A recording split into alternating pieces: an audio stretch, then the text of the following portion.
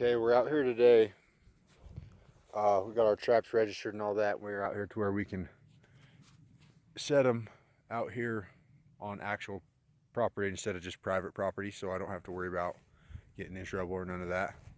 And we're gonna do what we call a dirt hole set right here. I've already got my trap anchored, my trap bedded. I need to get it covered up still.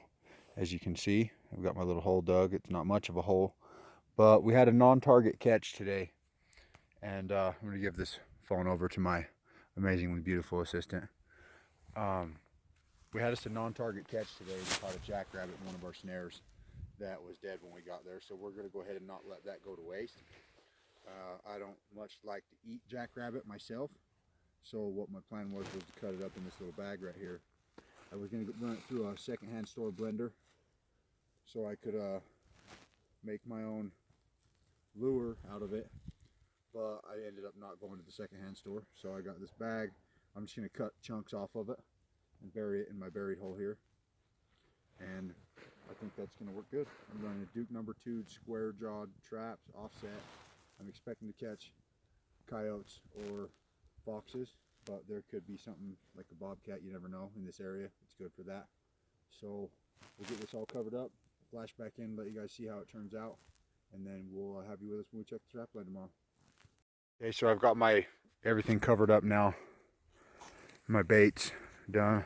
Stepping on shit where I'm not going to leave a bunch of tracks and ruin my set. As you can see, I've got my trap bedded down real good. It didn't even wobble, man. I tried this new method. I didn't dig a hole to bed it in. I beat it in with a hammer, and it worked wonders. Spread with my screen, just old pine needles, so it looks real natural around it. I buried a quarter of a rabbit in the hole right there, and there's plenty of scent on the ground. There's no scent on my trap, of course. I put the rabbit in there. You see a little teeny corner of his foot hanging out a little bit. I'm gonna have to bury that again because in Utah you can't use exposed bait, so I'm gonna have to bury that in there. I've got some coyote urine. You can still see wet on that stick right above my set, but all in all, I think this is a pretty good set. We're gonna have something happen here.